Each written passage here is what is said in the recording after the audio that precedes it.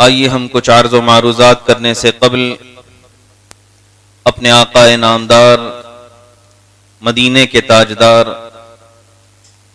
ختم الرسل، مولائے کل، ارواحنا فدا جناب محمد الرسول اللہ صلی اللہ علیہ وسلم کی بارگاہ بے کس پناہ میں درود شریف کا نذرانہ نچھاور کریں۔ پڑھی اللہم صلی علی سیدنا و مولانا محمد وبارک وسلم صلاۃ و سلاما علیک یا رسول اللہ صلی اللہ تعالی علیہ وسلم۔ عزیزان مکرم، آپ سب کی دعاؤں سے اور اللہ تبارک و تعالی کے فضل و عنایت سے رسول کریم دو جہاں کے مالک و مختار رسول گرامی وقار صلی اللہ علیہ وسلم کی بارگاہ سے حاضر ہو کر آیا ہوں۔ یقیناً وہاں کی حاضری اور آپ کے بارگاہ کی سعادت زندگی میں جتنی ملے اتنی کم ہے، اور یہ بات ذہن میں رکھیں، لوگ یوں سمجھتے ہیں کہ اگر کوئی مدینہ چلا جائے تو وہ اس کی اپنی طاقت ہوتی ہے یا اپنا پیسہ ہوتا ہے، بلکہ میں یہ سمجھتا ہوں کہ مدینے وہی جاتا ہے جسے اس کے ماں باپ یا اس کے ساتھی، اس کے چاہنے والوں کی دعائیں لے جاتی ہیں۔ اور بہت سارے ایسے لوگوں سے ملاقات ہوئی جنہوں نے کہا کہ ہمارے پاس نہ آنے کے پیسے ہیں نہ واپس جانے کے پیسے ہیں، لیکن سرکار جب اپنے شہر میں رکھ لیتے ہیں تو 2-3 مہینے تک ہم یہیں گزر بسر کر لیا کرتے ہیں۔ انہوں نے بڑی پیاری بات کہی جو میرے دل کو چھو گئی۔ کہا تھا ایک شخص ہے، میں ان کو جانتا ہوں 2005 سے، سائیکل پہ سواری کرتے ہیں، اب بھی ان کے پاس سائیکل ہے۔ 2005 میں میری ان سے ملاقات ہوئی تھی اور اب 2026 میں ان سے ملاقات ہوئی۔ وہ تو مجھے نہ پہچان سکے لیکن میں انہیں پہچان گیا۔ ممبئی کے باشندے ہیں، رہنے والے ہیں۔ میں نے کہا آپ یہاں کیسے؟ آپ تو بارہا لوگوں کے درمیان دین کی تعلیم سکھانا، تبلیغ و اشاعت کرنا، بیان کرنا، اس پر کوشش کرتے ہوئے میں نے بچپن میں آپ کو دیکھا ہے، 20 سال پہلے، اور آج 20 سال کے بعد میں آپ کو دیکھ رہا ہوں۔ آپ یہاں مدینے میں۔ انہوں نے کہا مولانا میں سال میں 2-3 مہینے تو یہیں رہ جاتا ہوں۔ کہا کیسے؟ کہا پتہ نہیں چلتا کب سرکار کا بلاوا آ جاتا ہے، مدینے حاضر ہو جایا کرتا ہوں۔ میں نے پوچھا کہ اس یہ راز کیا ہے، پیسے نہیں تو کیسے جاتے ہیں آپ؟ کہتے ہیں ابھی دیکھو جب آیا تھا واپس جانے کے لیے ٹکٹ کے پیسے نہیں تھے، حالات خراب ہیں، وار کا معاملہ ہے، گھر پہ بھی حالات ٹھیک نہیں، راستے چل رہا تھا، کوئی بندہ مل گیا اور آ کر کے 1 لاکھ روپے کی گڈی میرے جیب میں رکھ کر چلا گیا۔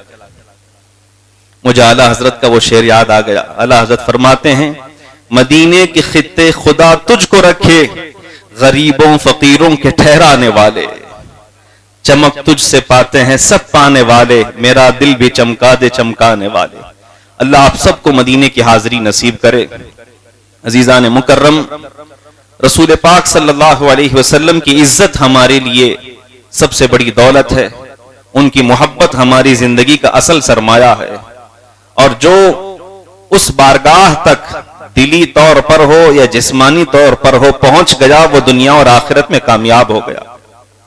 ہم روحانی طور پر اپنے آقا سے جڑے ہوئے ہیں، دور ضرور ہیں لیکن ہمارے محبت کے تعلقات مدینے سے ہمیشہ جڑے ہوئے رہتے ہیں۔ اور جو قوم اپنے نبی کے ساتھ وفاداری کرتی ہے، اللہ تعالیٰ کبھی اسے بدنام نہیں کرتا، ذلیل نہیں کرتا، بلکہ ہمیشہ اسے کامیاب رکھتا ہے۔ وہ اور قومیں تھیں جو اپنے نبیوں سے غداری کر کے دنیا میں بھی بدنام ہوئیں اور آخرت میں بھی وہ ذلیل و خوار ضرور ہوں گی۔ آپ دیکھ رہے ہیں دنیا کے حالات کہ دنیا ایک جنگ کے تباہی کے دہانے پر ہے، ہزاروں لاکھوں لوگوں کا نقصان ہو رہا ہے، درمیانی طبقے کے جو لوگ ہیں یا فقراء ہیں، غریب لوگ ہیں، وہ پس رہے ہیں، پیسوں کے معاملات ہوں یا فائنینشل معاملات ہوں، اس میں پسے جا رہے ہیں اور پریشان ہو رہے ہیں۔ میں دو تین باتیں جو میرے ذہن میں ہیں وہ آپ کے سامنے ذکر کروں۔ یہ جو سازش آپ دیکھ رہے ہیں، یہ جنگ کے معاملات دیکھ رہے ہیں، کوئی نئے نہیں ہیں۔ لوگ یوں سمجھتے ہیں کہ شاید اچانک یہ سب ہو رہا ہے، کیسے ہم سنبھل پائیں گے؟ قرآن میں اللہ رب العزت نے ارشاد فرمایا وَلَنَبْلُوَنَّكُمْ بِشَيْءٍ مِّنَ الْخَوْفِ وَالْجُوعِ وَنَقْصٍ مِّنَ الْأَمْوَالِ وَالْأَنفُسِ وَالثَّمَرَاتِ، اے مومنو ہم تمہیں آزمائیں گے، کبھی کبھار، کبھی بھوک دے کر آزمائیں گے، کبھی تمہارے مال میں سے کمی کر کے آزمائیں گے، اور کبھی تمہارے کھانے کے جو ثمرات ہیں ان میں سے کمی کر کے آزمائیں گے، اور پھر ہم دیکھیں گے کہ کون اپنے ایمان پر ڈٹا رہتا ہے اور باقی رہتا ہے۔ اگر زندگی کی 40 سال اچھی نعمتوں کے ساتھ ملے، کبھی یہ نہ سمجھنا کہ شاید آگے کے اور 20-30 سال بھی اچھے سے گزر جائے گے۔ زندگی کے 20 سال 25 سال اگر آزادی کے ساتھ گزر گئے تو کبھی یہ نہیں سمجھنا کہ ہم آنے والی زندگی میں بھی خوشحال رہیں گے۔ عرب والوں کا معاملہ کیا تھا؟ ابھی جو جنریشن وہاں پر سانسیں لے رہی ہے انہوں نے کوئی تکلیف نہیں دیکھی۔ 70 سال پہلے کے جو بوڑھے ہیں شاید ہو سکتا ہے انہوں نے دیکھا ہوگا کہ عرب کے اندر فقر و فاقہ تھا، غربت تھی، اور ہر طرف جو ہے غریبی تھی، لیکن جو 70 سال کے اندر کے لوگ ہیں انہوں نے تو پیٹرو ڈالر دیکھا ہے، انہوں نے تو سونا اور چاندی دیکھا ہے، انہوں نے تو دولت دیکھا ہے۔ آج اچانک ان پر آ کر کے یہ چیزیں ہو رہی ہیں تو وہ قابو سے باہر آ جا رہے ہیں، انہیں سمجھ نہیں آ رہا ہے۔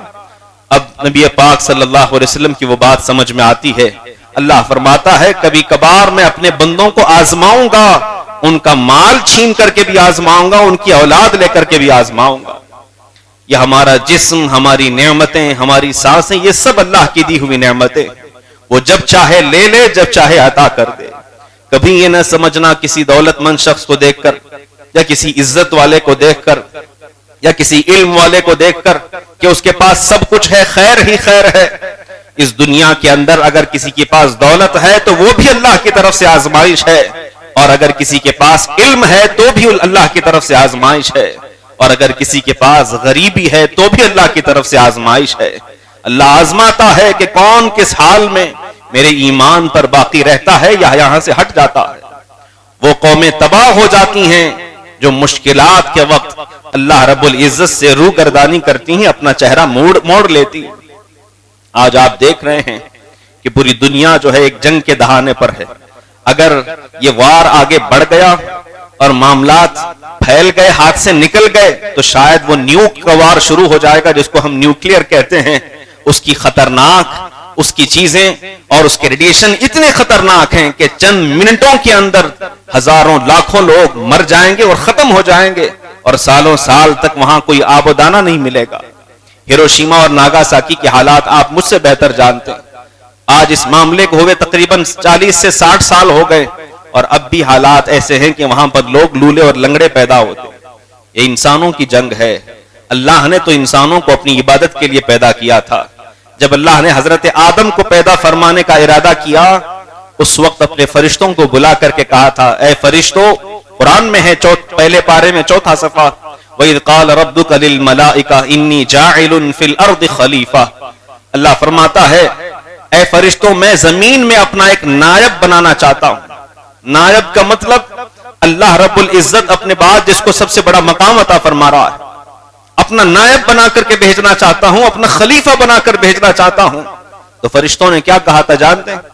فرشتوں نے کہا تھا، اے اللہ، أَتَجْعَلُ فِيهَا مَن يُفْسِدُ فِي الْأَرْضِ، اے اللہ، کیا تو زمین میں ایسے انسان کو پیدا کرے گا جو زمین میں فساد مچائے گا، ایک دوسرے کو قتل کرے گا، خرابیاں پیدا کرے گا؟ تو اللہ نے فرمایا تھا، انی اعلم ما لا تعلمون، بے شک میں وہ سب کچھ جانتا ہوں تم جو نہیں جانتے۔ اور پھر حضرت آدم کو پیدا کیا گیا تھا۔ آج آپ دیکھ لیں، اللہ رب العزت کی بارگاہ میں ان فرشتوں نے جو کہا تھا وہ بات سچ ہے۔ جب سے دنیا بنی ہے اب تک انسان خون خرابہ زیادہ کرتا ہوا نظر آتا ہے، فساد زیادہ مچاتا ہوا نظر آتا ہے، اور اس میں وہ لوگ جو اپنے آپ کو بچا کر، دین پر قائم رہ کر، دین کے اصول اور ضوابط پر عمل کر کے اپنے آپ کو بچا لے جاتے ہیں، وہی لوگ کامیاب ہیں، وہی لوگ کامیاب ہیں. آج کے اس دور کے اندر جب یہ سب کہا جائے تو لوگ کہتے ہیں جنگ ہم پر مسلط ہو گئی, ہم کیا کرنا چاہیے؟ اللہ کے رسول صلی اللہ علیہ وسلم نے 1400 سال پہلے ارشاد فرمایا تھا لا تتمنوا لقاء العدو, کہ تم کسی دشمن سے ملاقات کی تمنا نہ کرنا. تم یہ خواہش نہیں رکھنا کہ میں خود جا کر کے کسی سے لڑائی حاصل کر لوں اور جنگ کر لوں. لیکن فَإِذَا لَقِيتُمْ فَاصْبِرُوا, اور اگر ایسے حالات آ جائیں کہ دشمن خود تمہارے اوپر حملہ کر دیں تو پھر تم صبر کرنا. پھر آگے اللہ کے رسول فرماتے ہیں الجنت تحت ظلال السیوف, جب تم صبر کرو گے اللہ تبارک و تعالیٰ تلواروں کے سائے میں جنت کو اٹھا کر رکھا ہوا ہے. جب تم شہادت کی موت مرو گے تو پھر اللہ تمہیں جہنم میں نہیں بلکہ جنت میں داخل عطا فرمائے گا. اللہ رب العزت کے پیارے حبیب صلی اللہ علیہ وسلم نے یہ پیارا میسج اور پیغام دیا ہے کہ خود سے کبھی جنگ نہیں کرنا, جنگ نہیں چھیڑنا, لوگوں کو پریشان نہیں کرنا, خود آگے نہیں بڑھنا. لیکن اگر حالات ایسے دوچار ہو گئے کہ تمہارے ایمان کی بات آ گئی, خطرے کی بات آ گئی, تو پھر تمہیں تو اپنے دفاع کا بھی حق ہے. یہ نہیں کہا جائے گا کہ بیٹھے رہو اور ختم کر دیے جاؤ اور مار دیے جاؤ, بلکہ اپنے دفاع کی تیاری اپنے پاس رکھا کریں. اور دفاع کی تیاری کیسے ہوتی ہے؟ کیا موبائل کے ریلز دیکھ کر کے سالوں سال بے خوابی میں بنا تاریخ اور ہسٹری پڑے ہوئے ایسے ہی بیٹھ کر؟ بلکہ وہ انسان, وہ قومیں ترقی یافتہ ہوتی ہیں جو پہلے سے اپنے آپ کو تیار اور مضبوط رکھا کرتی ہیں, تعلیمی اعتبار سے اور ٹیکنالوجی کے اعتبار سے اور اپنے بچوں کے اندر جو آگاہی ہے اس کے اعتبار سے, اور ہر اعتبار سے جو قومیں آزاد رہتی ہیں اور تیار رہتی ہیں وہ زیادہ دن تک قائم رہتی ہیں اور بسی رہتی ہیں. ورنہ دنیا نے تو ہمیں سمجھا رکھا تھا کہ ایران ایک ایسا دیش ہے جہاں پہ صرف ملا رہتے ہیں, جہاں پہ صرف پردے والی عورتیں رہتی ہیں, ان کے پاس کوئی طاقت نہیں ہے, صرف بول بچن ہے اور یوں ہی ختم ہو جائے گا, ایسا ہو جائے گا, ویسا ہو جائے گا. آج آپ دیکھ رہے ہیں سپر پاور اپنے گھٹنے ٹیکنے پر مجبور ہو گیا ہے اور ابھی تک ان کے معاملات ختم ہوتے ہوئے نظر نہیں آ رہے. میرے آقا صلی اللہ علیہ وسلم نے 1400 سال پہلے بعض علماء اور محدثین نے اس حدیث کو بھی کوٹ کیا ہے اور فرمایا ہے. میرے آقا نے فرمایا تھا کہ قیامت کے قریب رمضان کے مہینے میں جب تم مشرق کی طرف سے ایک آگ نکلتی ہوئی دیکھو گے تو تم ایک سال کے لیے اپنا ذخیرہ جمع کر لینا کہ حالات ایسے ہو سکتے ہیں کہ تمہارے گھروں کے اندر اناج ختم ہو جائے, اناج ختم ہو جائے. قیامت کے قریب میرے آقا نے فرمایا. بعض علماء کہتے شاید یہی وہ سال تھا, شاید یہی وہ سال تھا, کیونکہ جو جنگ رمضان میں شروع ہوئی وہ ختم ہوتی ہوئی نظر نہیں آ رہی. اللہ کرے ختم ہو جائے, ہزاروں لاکھوں لوگوں کی جانیں بچ جائیں گی اور لوگ محفوظ رہیں گے. لیکن اگر نہ بچی اور پھیلتی چلی گئی تو ہمارے پاس تیاریاں نہیں ہیں کہ ہم اپنے ذہنی طور پر کس طرح تیار رہیں. مجھے آپ بتائیں, وہ لوگ جو صرف کھانے میں مصروف ہوں, بڑے بڑے تشت کے اندر بکرے کھانے میں بزی ہوں, بڑے بڑے تشت کے اندر اونٹ کو چبا جائیں اور راتیں ان کی قہوہ پی کر کے گزر جائے, عورتوں کے ناچ دیکھنے میں گزر جائے یا عیاشیوں کے اندر گزر جائے, صرف دولت آتی رہے, پیسہ آتا رہے اور کوئی خیال نہیں, شریعت کا پاس و لحاظ نہ رہے. اچانک ان پر اگر میزائل آ کر گرے اور ان کے بچے فوت ہو جائیں, ان کے پاس کیا لائحہ عمل ہوگا؟ ان کے پاس فیوچر پلاننگ کیا ہوگی؟ نہ ان کے پاس اپنی فوج ہے, نہ ان کے پاس اپنی آرمی ہے, نہ ان کے پاس اپنی دفاعی تکنیکی صلاحیتیں ہیں, نہ کوئی شے ہے. اچانک کوئی چیز آ کر کے گرے تو کیسے سنبھل پائیں گے؟ تب ان علماء کی باتیں یاد آئیں گی جو سالوں سال سے چیخو پکار کر کے کہہ رہے تھے کہ آ جاؤ رسول پاک صلی اللہ علیہ وسلم کی بارگاہ میں, اپنے آپ کو تعلیمی طور پر سٹرونگ کرو, اپنے آپ کو ایجوکیشن کے اعتبار سے مضبوط کرو, اپنے بچوں کے اندر تیاریاں مکمل رکھو تاکہ تم غربت کے حالات میں بھی زندگی کو جی سکو اور امیری کے حالات میں بھی زندگی کو جی سکو. ورنہ حالات ایسے ہو جائیں گے کب باہر ہو جائیں ہمیں پتہ نہیں. شاید ہندوستان والے یہ مضبوط ہیں کیونکہ ہم نے غریبی دیکھی ہے, ہم نے تکلیفیں دیکھی ہیں. ہمارا ملک تو وہ ملک تھا جو سونے کی چڑیا کہا جاتا تھا, انگریز لوٹ کر کے چلے گئے تو ہمارے آباء و اجداد تو کئی ایسے ہیں جو بھوک سے مر گئے اور ختم ہو گئے. تو ہم جانتے ہیں کہ نعمتیں چھن جانے کا درد کیا ہوتا ہے. شاید ان لوگوں کو نعمتیں چھننے کا درد پتا نہیں ہے جو پیٹرو ڈالر پر اب تک جی رہے تھے. اب حالات ایسے ناگزیر بنتے چلے گئے ہیں کہ اب انہیں سمجھ نہیں آ رہا کہ ہم کیا کریں. یقیناً یہ جنگیں, یہ تباہی, یہ خطرناک چیزیں ہیں. یہ میں مسلمانوں کی طرف سے نقطہ نظر بیان کر رہا ہوں کہ دنیا چاہے جنگ مسلط کرے یا تمہیں پیسفل رہنے دے, تمہیں ہر موقع پر تیار رہنا ہے. ذہنی طور پر بھی, جسمانی طور پر بھی, تعلیمی طور پر بھی ہم اپنے آپ کو مضبوط رکھیں اور اللہ رب العزت کے بندے بن کر کے رہیں, رسول پاک کے غلام بن کر کے رہیں تو ہم کامیاب رہیں گے. اور اگر غفلت کے اندر زندگی گزر گئی، ارے ایسا ہی ہے، یہ لوگ بولتے ہیں، اس کو اگنور کیا جائے، ایک دن تم بھی اس دنیا سے اگنور کر دیے جاؤ گے اور پتہ بھی نہیں چلے گا۔ آپ کو وہ بات یاد ہوگی 3-4 سال پہلے میں نے یہودیوں کے متعلق جب بیان کیا تھا رمضان میں نے تفصیل سے بتایا تھا کہ یہ بنی اسرائیل وہ قوم ہے جو شیطان کی پجاری ہیں، شیطان کی عبادت کرتے ہیں، ڈیول ورشپرز ہیں، ایول ورشپرز ہیں، شیطانوں کی پوجا باقاعدہ کرتے ہیں۔ آج جب ایپسٹین فائلز کے راز دنیا کے سامنے نظر آ رہے ہیں، تب دنیا مان رہی کہ ہاں ایسا بھی ہو سکتا ہے کہ لوگ شیطان کے پجاری ہوتے ہیں۔ شیطان کے پجاری آج سے نہیں بلکہ بنی اسرائیل 2000 سال پرانے، بلکہ ان کی تاریخ تو 4000 سال پرانی۔ قرآن میں ان کے شیطان کا ذکر ہے جس کی وہ پوجا کرتے ہیں، جس کا ذکر ایپسٹین کی فائل کے اندر موجود ہے۔ آپ نیٹ پر سرچ کر کے دیکھ لیں کہ وہ جو شخص تھا جیفری ایپسٹین، اس کا نام بھی لینا گوارا نہیں کرتا مسجد میں، لیکن تعلیم امت کے خاطر بیان کر رہا ہوں۔ اس نے اپنے اکاؤنٹ کا نام جو رکھا تھا وہ بال تھا، بال۔ قرآن میں یہ لفظ بار بار آیا ہے، اتدعون بعلا وتذرون احسن الخالقین۔ ایک قوم تھی حضرت الیاس علیہ السلام کی، جو بنی اسرائیل کی قوم تھی، اس قوم کے اندر ایک دیوتا کو وہ لوگ مانتے تھے جس کا نام تھا بال، جس کا نام تھا بال۔ انسانی شکل کی طرح اس کی ایک مورتی تھی اور سر پر 2 سینگ تھے اور ایک بڑی کرسی پر وہ بیٹھا ہوا تھا اور اس کے سامنے ایک تشتری تھی جس کے اندر آگ جل رہی۔ یہ چیز ان کے پرانی کتابوں کے اندر بھی موجود ہے اور سالوں سال سے ہے۔ بعض علماء تو فرماتے ہیں خانہ کعبہ کے اندر نبی پاک صلی اللہ علیہ وسلم کی تشریف آوری سے پہلے حبل نام کا جو ایک بت تھا جس کی وہ پوجا کرتے تھے، وہ یہی بت تھا جس کو بال کہا جاتا۔ بہرحال تفسیر میں ملتا ہے اتدعون بعلا وتذرون احسن الخالقین، کہ حضرت الیاس علیہ السلام نے جب اپنی قوم کو دیکھا کہ وہ لوگ بال نامی بت کی پوجا کر رہے ہیں تو آپ نے فرمایا تھا کیا تم اللہ کو چھوڑ کر اس بدترین شخص، اس بدترین بت کی تم عبادت کرتے ہو اور پوجا کرتے ہو؟ اور پھر فرمایا تھا کہ اللہ کا عذاب تم پر قریب آئے گا۔ قوم نہیں مانی اور آپ کو ستایا۔ حضرت الیاس وہاں سے چلے گئے اور حضرت خضر سے ملاقات ہوئی اور کئی سال تک آپ ایک غار کے اندر چھپے رہے اور آپ نے دعا کی تھی کہ اللہ میری قوم کو سخت قحط میں مبتلا فرما کہ ان کو عقل آ جائے اور یہ سمجھ جائیں۔ قحط کا مطلب کیا ہوتا؟ فائنینشل کرائسس، فائنینشل کرائسس، کہ ہر گھر کے اندر کھانا نہ رہے، اناج نہ رہے، سب ختم ہو جائے۔ دعا کیا تھا آپ نے کہ میری قوم بھوکی رہے تاکہ ان کو سمجھ آ جائے کہ اصل رزق دینے والا وہ اللہ ہے۔ لیکن جانتے ہیں کیا ہوا؟ تفسیر میں ملتا ہے اللہ نے قحط مسلط کیا، قحط آ گیا اور سارا نظام درہم برہم ہو گیا۔ لوگوں کو سمجھ نہیں آئی، بال کی اور زیادہ پوجا کرنے لگ گئے اور پھر کہنے لگ گئے کہ اگر تمہاری طرف سے، شیطان سے کہنے لگے، تمہاری طرف سے ہمیں کچھ کھانے کو مل جائے، ہمارے حالات ٹھیک ہو جائیں تو ہم تمہاری ہی پوجا کریں گے، اللہ کی عبادت نہیں کریں گے۔ اور شیطانی چیزیں ایسی ہیں، جادوگری کی چیزیں ایسی ہیں جو اللہ کے قانون کے خلاف ہوا کرتی ہیں۔ مثال کے طور پر میں ایک چھوٹی سی مثال کے ذریعے سے آپ کو سمجھاؤں۔ آپ سوچتے ہوں گے کہ جب سارا نظام اللہ کا چلتا ہے تو پھر جادوگری کیسے پاسبل ہے، جادو کیسے ہو جاتا ہے؟ اور بعض لوگ تو جادو کو مانتے بھی نہیں، سوچتے ہیں کہ جادو کوئی شے نہیں بلکہ جادو حق ہے اور سچ ہے، ہوتی ہے۔ بلکہ خود میرے آقا صلی اللہ علیہ وسلم پر یہودیوں نے جادو کیا تھا اور آپ صلی اللہ علیہ وسلم پر اس کا اثر ہوا تھا۔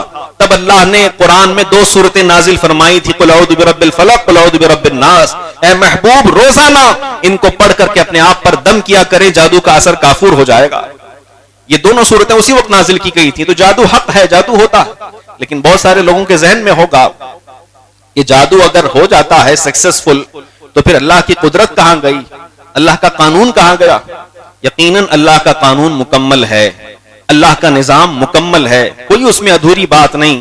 لیکن اگر کوئی جادو کرتا ہے تو یہ اللہ ہی کے نظام کے اندر ہے کہ اللہ کے نظام کو وہ توڑ کر کے چیزیں حاصل کر رہا ہے اور اسے قیامت تک ڈھیل دی گئی ہے۔ قیامت کے بعد اس کا حساب و کتاب اللہ کی بارگاہ میں ہوگا۔ جیسے شیطان کو ڈھیل دی گئی قرآن میں ہے، اللہ فرماتا ہے میں نے تمہیں ڈھیل دے دیا قیامت تک کے لیے، آخرت کے دن تک تم جو چاہے کر سکتے ہو، جس کو چاہے بہکا سکتے ہو، لیکن یاد رکھنا جو میرے سچے اور مخلص بندے ہیں وہ کبھی تمہارے ہاتھوں گمراہ نہیں ہوں گے، کبھی گمراہ نہیں ہوں گے۔ یہ اللہ رب العزت نے فرمایا تھا شیطان سے، تو شیطان ہی کی یہ چیزیں ہیں، جادو، سفلی عمل، یہ ادویات، یہ چیزیں، یہ برائیاں، یہ انسانوں کے اندر وہ لایا اور پھر خرابیاں جنم لیتے لیتے معاملات بگڑتے گئے۔ جانتے ہیں اس نے کتنے خطرناک جادو کیے؟ میں صرف بال کے بارے میں بتاتا ہوں۔ جب حضرت الیاس علیہ السلام چلے گئے اور ان کی قوم بھوک مری کا شکار ہو گئی تو بال کے پاس آ کر انہوں نے کہا کہ ہمارے گھروں میں کھانا اور اناج نہیں ہے، ہم فائنینشیل کرائسس میں ہیں، تکلیف میں ہیں، قحط کے اندر ہیں، کوئی ایسی چیز بتاؤ۔ تو وہ بال نامی جو بت تھا اس نے کھانے کے لیے اناج مہیا کیا، کچھ چیزیں مہیا کی جس سے وہ مضبوط ہو گئے۔ تب سے انہوں نے بال کو اس طرح پوجا کرنا شروع کر دیا کہ اگر کسی کو امیر بننا ہے غلط راستے سے تو بال کی عبادت شروع کر دو، اگر تمہیں امیر بننا ہے اور دولت مند بننا ہے تو بال کی عبادت شروع کر دیا کرو۔ یہی وجہ ہے آج دنیا کے سب سے بڑے امیر شہزادے جتنے بھی ہیں وہ بال کی پوجا کرتے ہوئے تمہیں نظر آ رہے ہیں۔ ایپسٹین فائلز کے اندر بڑے بڑے جو رئیس ہیں، رؤسا ہیں، چاہے ان کے $1 ٹریلین کے اندر ان کی نیٹ ورتھ ہو، آپ ان کے فوٹوز آپ باقاعدہ دیکھ سکتے ہیں کہ وہ بال نامی بت کی پوجا کر رہے ہیں، اور اس کا نظام جو کچھ ہے وہ شریعت کے خلاف، اللہ کے قانون کے خلاف ہے۔ ایسا نہیں کہ صرف اسلام کے خلاف، بلکہ یہودیوں کی اصلی کتاب، عیسائیوں کی اصلی کتاب، مسلمانوں کی اصلی کتاب قرآن، ان تمام مذاہب کے خلاف وہ کام کیا کرتے ہیں۔ جانتے ہیں اس کا سب سے بڑا کاروبار جو بزنس کا ہے ناجائز طریقے سے، وہ سودی کاروبار ہے۔ چند سال پہلے پوری دنیا کے اندر اکنامیکل حالات کیا ٹھیک نہیں تھے؟ کیا لوگ کھا پی نہیں رہے تھے؟ کیا زندگیاں نہیں گزار رہے تھے؟ ہزاروں سال سے لوگ زندگی کی سانسیں لے رہے ہیں، لیکن اچانک ہم دیکھ رہے ہیں کہ 20 سال سے 30 سال سے یہ کریڈٹ کارڈ کا دھندا شروع ہو گیا، لون کا دھندا شروع ہو گیا ہے، بینکوں کے ذریعے سے لاکھوں لون دے دیا جاتا ہے، کریڈٹ کارڈ آفر کر دیا جاتا ہے کہ ہماری طرف سے تم رکھ لو، فری میں رکھ لو، ہم کچھ نہیں لیں گے۔ اور جب ایک بندہ لے جاتا ہے اس کے بعد وہ سود بھرتے بھرتے کئی سال اور کئی مہینے اس کے گزر جاتے۔ جیسے ہی بندہ سود بھرنے لگتا ہے، جانتے ہیں میرے آقا فرماتے ہیں جب کوئی بندہ سود کے ذریعے سے کاروبار کرنے لگتا ہے اللہ تبارک و تعالی اس پر روزی کے 10 دروازوں کو بند فرما دیا کرتا۔ آج مجبوری آ گئی ہے، اگر ہم کاروبار کرنا چاہیں، بزنس کرنا چاہیں، انہوں نے پوری دنیا کا سسٹم اس قدر تباہ کر دیا ہے کہ آپ کو مجبوری میں لون لینا پڑے گا، آپ کو مجبوری میں کریڈٹ کارڈ یوز کرنا پڑے گا شاپنگ کے لیے، چیزوں کو استعمال کرنے کے لیے۔ یہ جو چیزیں آپ دیکھتے ہیں کہ آپ چاہے تو ایک نارمل 200 روپے کا، 300 روپے کا، 1000 2000 کا شرٹ بھی پہن سکتے ہیں، لیکن 60,000 70,000 کے بھی شرٹ بیچے جاتے ہیں۔ یہ لگژری آئٹمز جو بنائے گئے ہیں یہ لوگوں کو بیوقوف بنانے اور ان کو قرض میں مبتلا کرنے کے لیے کیے گئے تاکہ وہ قرض کے اندر ڈوب جائیں اور کبھی ابھر نہ پائیں، اور اس سے صرف امیر امیر ہوتا چلا جائے گا، غریب غریب ہوتا چلا جائے گا۔ اس پر اکنامیکل حالات پر کبھی ذکر کروں گا۔ بہرحال بال کی پوجا کرنے والے یہ وہ لوگ ہیں جو ایپسٹین فائلز کے اندر جن کے نام ذکر کیے گئے ہیں، اور ہم سوتے رہے، غفلت کا شکار رہے، ہم سمجھتے رہے کہ سب ٹھیک چلتا رہا، حتیٰ کہ مسلمانوں میں عرب کے بڑے بڑے شہزادے بھی اس کی پوجا کرتے ہوئے نظر آ رہے ہیں، اور کئی ایسے لوگ ہیں جنہوں نے خانہ کعبہ کا غلاف بھی اس کو تحفتاً پیش کیا ہے جس پر وہ بوٹ رکھ کر کے کھڑا ہوا۔ اگر ایسے وقت میں بھی تباہی دنیا میں نہیں آئے گی تو کیا اچھے حالات آئیں گے؟ اللہ ناراض نہیں ہوگا تو کیا حالات ہوں گے؟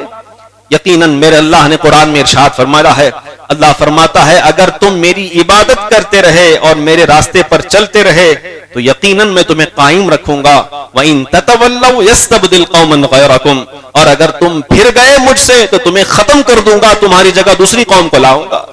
اللہ رب العزت قادر مطلق ہے، اللہ رب العزت قادر مطلق ہے، اس نے کئی قوموں کو فنا کر دیا، کئی قوموں کو بندر بنا دیا، کئی قوموں کو پتھر کا بنا دیا، کئی قوموں پر آسمان سے پتھروں کی بارش فرما دی، اور پھر اس جگہ دوسری قومیں جنم لینے لگ گئی۔ اللہ کو کسی قوم کی ضرورت نہیں، بلکہ ہر قوم کو اللہ کی ضرورت ہے، ہر قوم کو اللہ کی ضرورت ہے۔ لہٰذا ہمیں سمجھنا ہوگا اس پرفتن دور میں اپنے آپ کو ہر اعتبار سے تیار رکھنا ہوگا، اپنے بچوں کی تعلیم پر توجہ دینی ہوگی اور ان کو دینی تعلیم سے روشناس کرانا ہوگا، اور اپنے بڑوں کے متعلق اور اپنے نوجوانوں کو یہ آگاہ کرنا ہوگا کہ کب تک تم غفلت کی نیند سوتے رہو گے، کب تک تم اس طرح بے آوارگی کی زندگی گزارتے رہو گے۔ یہ نشے، یہ گانے، یہ بجانے، یہ چیزیں اور یہ قرضوں میں مبتلا ہونے کی عادتیں یہ انسان کو خراب کر دیتی ہیں۔ اور اب تو میں دیکھ رہا ہوں رانی بنور جیسے ایک چھوٹے سے شہر کے اندر یہ پتہ نہیں ایسی کمانے کی نئی نئی ٹرکس آ گئی ہیں کہ لوگ راتوں بیٹھ کر کے 500,000 کمانے کی باتیں کر رہے ہیں۔ میں نے حال ہی کے اندر ایک شخص سے سنا، وہ آ کر کے کہہ رہا تھا کہ حضرت ایک مسئلہ پوچھنا ہے، میں صبح جاتا ہوں، شام میں محنت کر کے آتا ہوں، دن کا میرا مالک مجھے 500 سے 700 روپے دیتا ہے، میری دہاڑی ہے، لیکن میرا دوست ہے اس نے کام چھوڑ دیا ہے, وہ بٹ کوائن کے اندر پیسہ لگا رہا ہے, ایک دن کے اندر 500 کے 1000 روپے کما رہا ہے. وہ بول رہا ہے کہ مجھے کام کرنے کی ضرورت نہیں, بیٹھے بیٹھے میں کما رہا ہوں. اللہ اکبر, آپ نے فرق سمجھا ہی نہیں حلال اور حرام کا, آپ نے فرق سمجھا ہی نہیں شریعت کا. اللہ اکبر, اگر یہی کمانا ہوتا, یوں ہی کمانا ہوتا تو پھر سب کو اجازت تھی کہ لوٹ مار بھی کرو اور قبضہ بھی کرو, جس کا چاہے مال غصب کر لو اور جس کو چاہے امیر ہو جاؤ.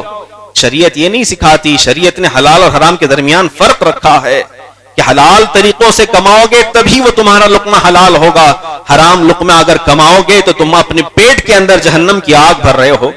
یہ بٹ کوائن, یہ چیزیں, یہ جتنی آوارگی دنیا کے اندر پھیلی ہوئی ہے, یہ حرام اور ناجائز ہے. آپ کسی عالم سے بھی پوچھ لیں, شیئر بازار کے مسائل تک لوگوں کو معلوم نہیں. شیئر بازار حلال ہے, اس میں بہت ساری چیزیں ایسی ہیں جو حرام بھی ہیں, بہت سارے کرنسی کے ایکسچینج کے معاملات ایسے ہیں جو حرام بھی ہیں. لہٰذا یہ بٹ کوائن کے جو حالات آئے ہوئے ہیں دنیا مسلمانوں کے اندر, کبھی بھی اس رقم کو نہ لینا. یہ رقم اتنی خطرناک ہے, آپ رقم 500,000 سمجھ کر کے, مہینے کے 30,000 سمجھ کر کے آپ لے رہے ہیں, لیکن جب پیٹ کے اندر وہ لقمہ جاتا ہے, جانتے ہیں آپ کتنا نقصان ہوتا ہے. حدیثوں میں ملتا ہے, علماء فرماتے ہیں اگر کسی نے حرام کا ایک لقمہ اپنے پیٹ کے اندر داخل کیا تو 40 دن کی نمازیں اللہ اس کی قبول نہیں فرماتا. 40 دن کی اس کی نمازیں قبول نہیں فرماتا, جس میں 3 جمعہ بھی آ گئے, اور 3 جمعہ اگر ادا نہیں ہوئے تو انسان کفر کے قریب پہنچ جاتا ہے. پھر آپ دعا کریں گے تو کیا اللہ کی بارگاہ میں دعا قبول ہوگی؟ کیا آپ کے گھر میں خیر و برکت ہوگی؟ کیا آپ کا بچہ آپ کی اطاعت و فرما برداری کرے گا؟ یقیناً نہیں. ہم دیکھ ہی نہیں رہے کہ ہم انجانے کے اندر کن یہودیوں کے ہاتھوں پہ بندھے ہوئے ہیں اور ان کے طریقوں پر چلے جا رہے ہیں. لہٰذا ہمیں اللہ کے رسول صلی اللہ علیہ وسلم کے بتائے ہوئے راستے پر چلنا ضروری ہے, اپنے بچوں کو تعلیمی اعتبار سے تیار کرنا ضروری ہے. اللہ تعالیٰ سے دعا ہے اللہ تبارک و تعالیٰ ہمیں کہنے سننے سے زیادہ عمل کرنے کی توفیق رفیق عطا فرمائے, ہم تمام کو ایمان اور سنیت پر قائم و دائم رکھے, اسی پر ہم سب کا خاتمہ بالخیر فرمائے. وآخر دعوانا ان الحمد للہ رب العالمین.